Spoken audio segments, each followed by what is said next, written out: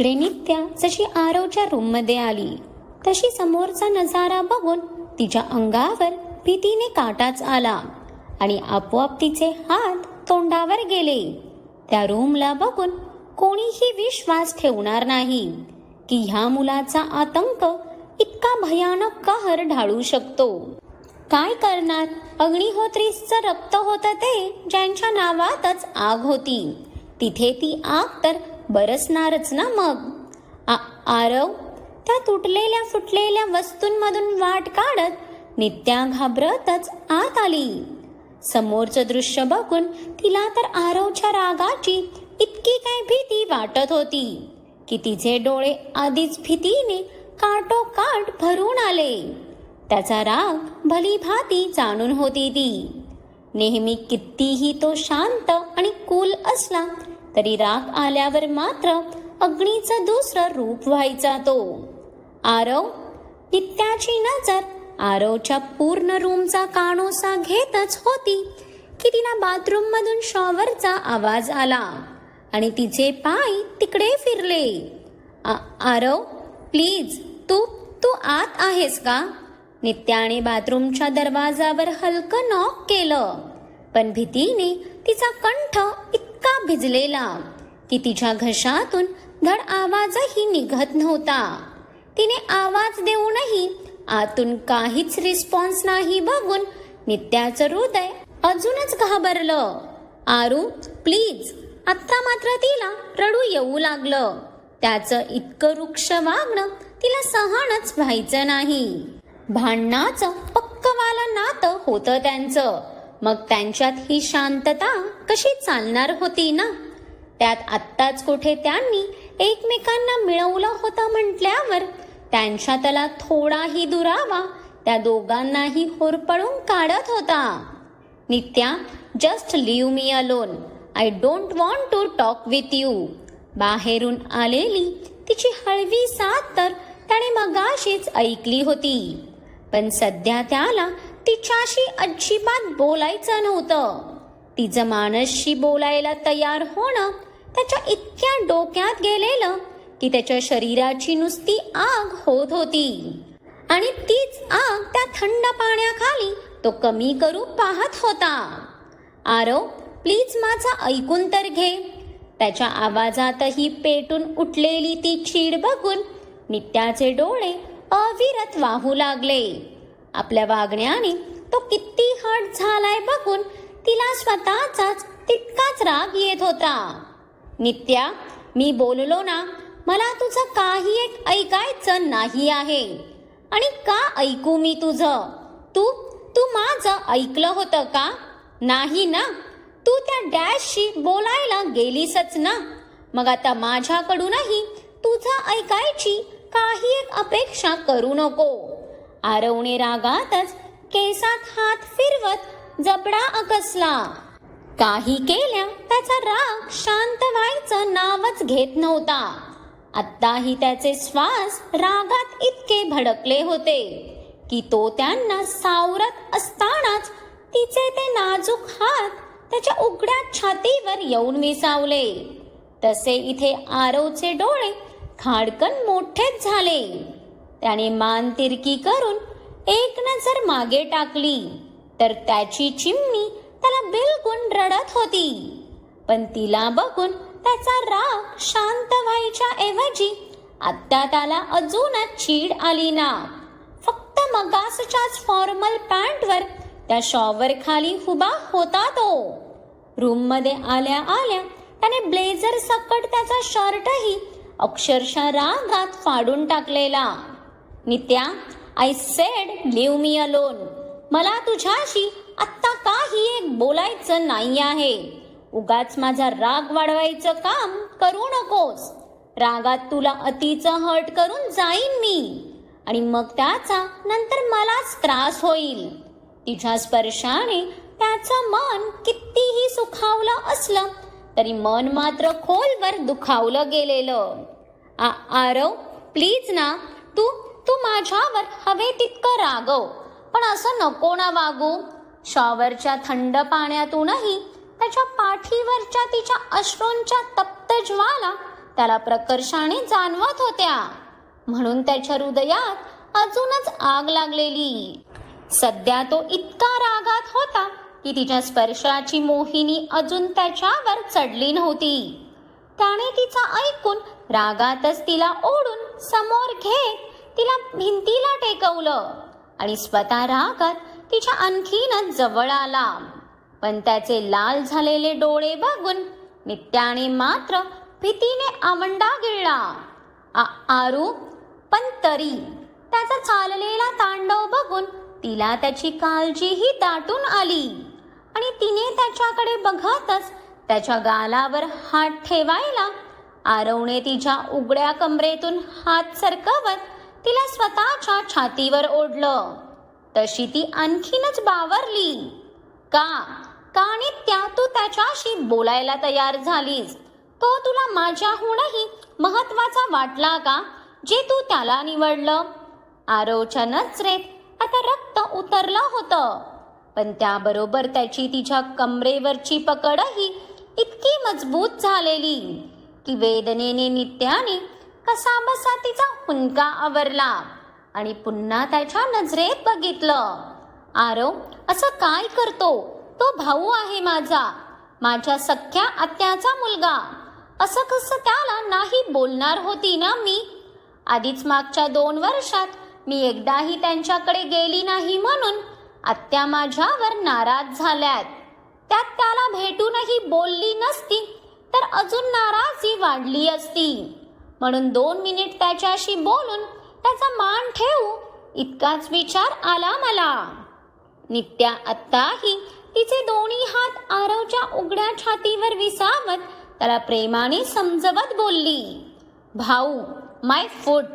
आरव रागाच्या भरात बोलून जाणार की लगेच त्याचा मेंदू अलर्ट झाला.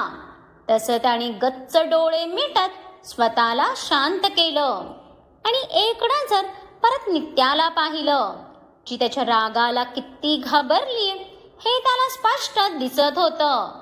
मग इतकाच या भावाचा मान राखायचा आहे तर त्याच्यासोबत जायचीस ना? का थांबली इथे? तसही तुझा तो सो कॉल्ड भाऊ तुला चाल बोलतच होता ना. आरवने रागातच नित्याच्या कमरेवरचा हात काढत तो मागे झाला.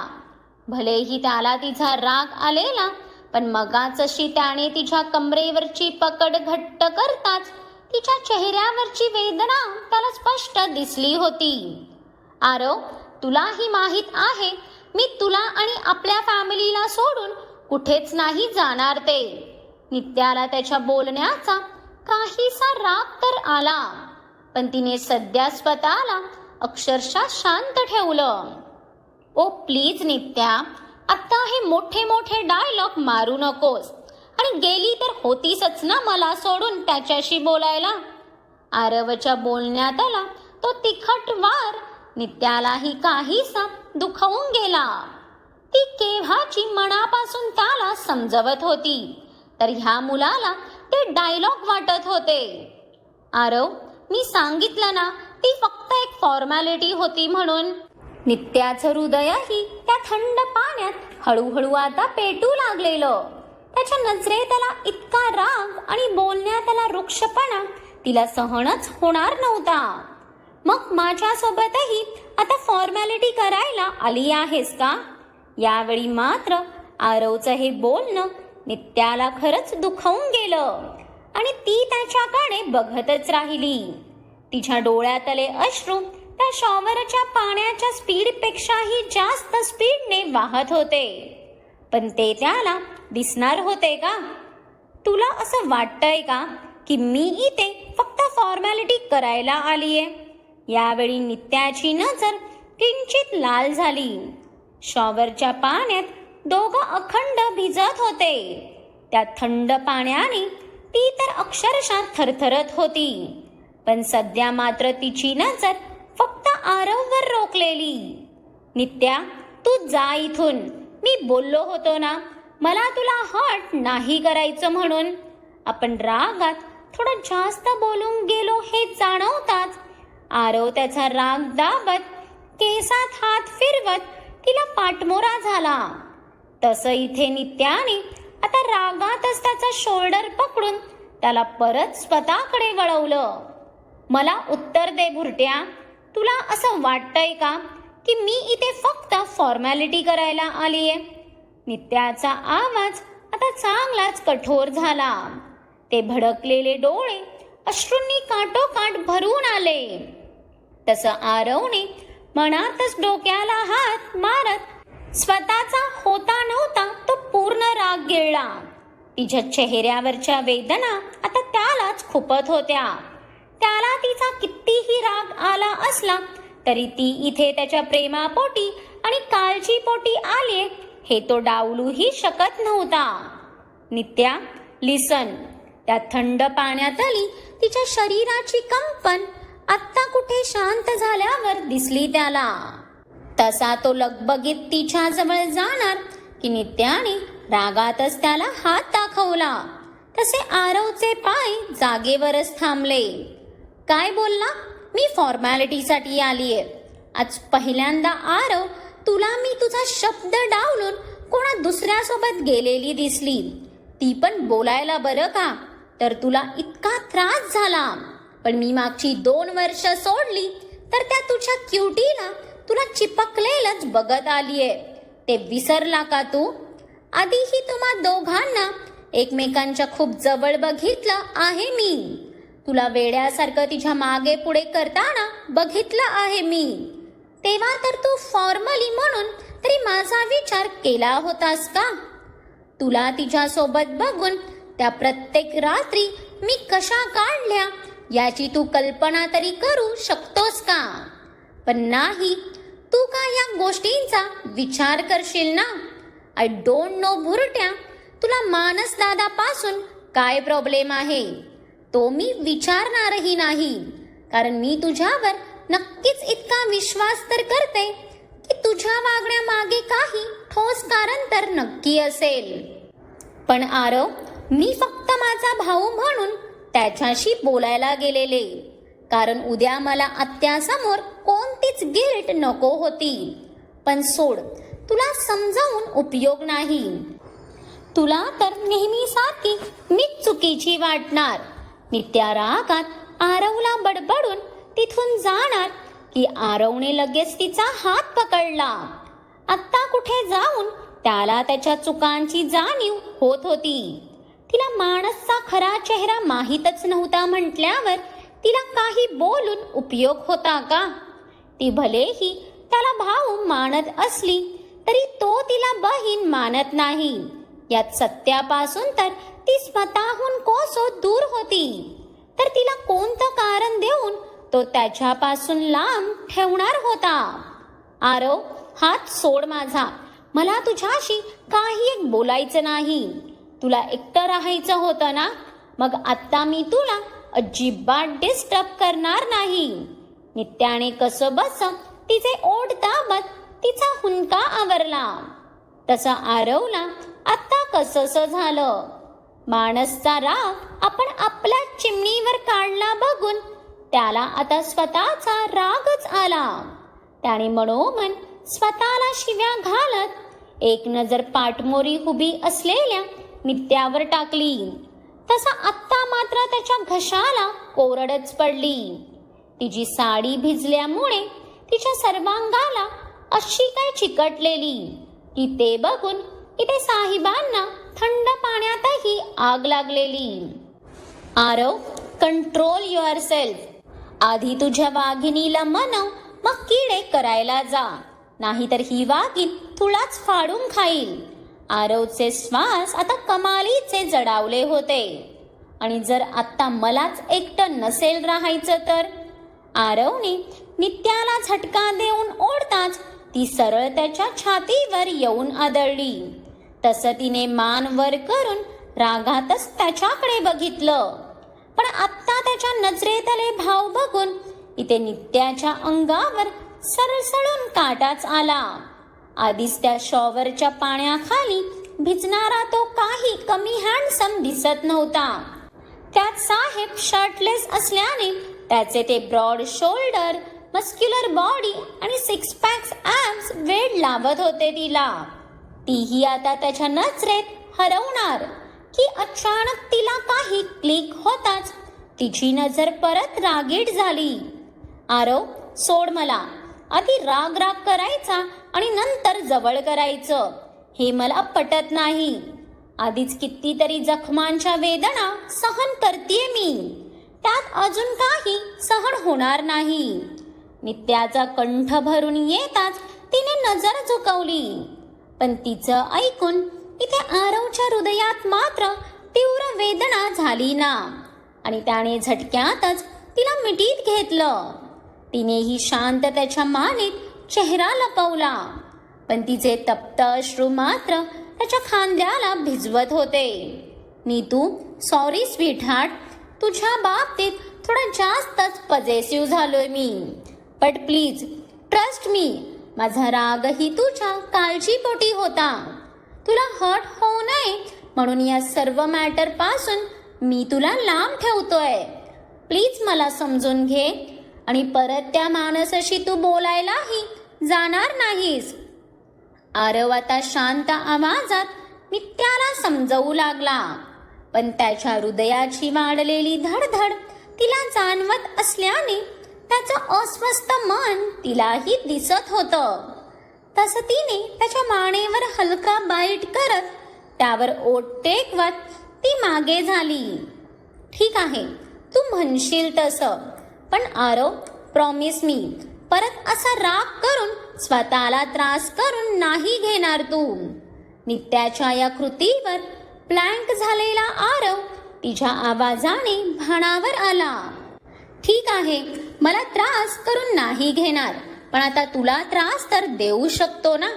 तिच्या डोक्यावरून खाली जाणार ते पाणी तिच्या गळ्यावरून प्रवास करत तिच्या खोलगट खळीत जाताना बघून आरवने तर आवंडाच गिळला.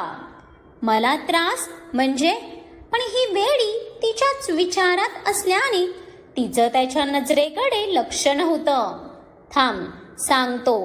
पण त्या वेडीला तिच्यातच गुंतलेलं बघून इथे आरवने तिच्या मानेत हात घालून तिला जवळ ओढत तिच्या ओठांवर तो अक्षरशः तुटून पडला. तशी त्याच्या इतक्या वाईल्ड स्पर्शाने बावरलेली नित्या नंतर त्याच्या स्पर्शात हरवून गेली.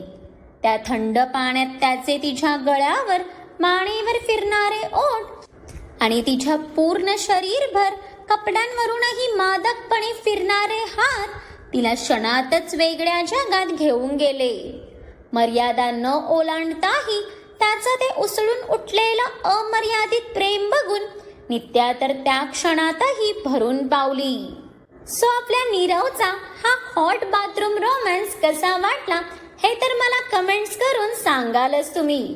पण आता श्रीजाचे आई बाबा कुठे गेले आणि अग्नियाच्या डोक्यात नक्की काय शिजतंय हे पाहण्यासाठी पुढचा भाग आवर्जून पहा. लवकरच ही स्टोरी तुमचा निरोप तर घेईलच, पण त्यासोबत अजून एक स्टोरी तुमच्या भेटीला येतेय, ज्याचं पोस्ट मी ऑलरेडी टाकलं आहे. सो अजून कोणी पाहिलं नसेल तर जाऊन माझ्या पोस्टमध्ये चेक करा. आणि त्या स्टोरीसाठीही तुम्ही उत्सुक आहात की नाही ते मला कमेंट करून सांगा. आणि ज्यांनी अजून माझ्या चॅनलला सबस्क्राईब नाही केलं त्यांनी पटकन करा, म्हणजे माझ्या नवीन स्टोरीजचाही तुम्हाला आनंद घेता येईल.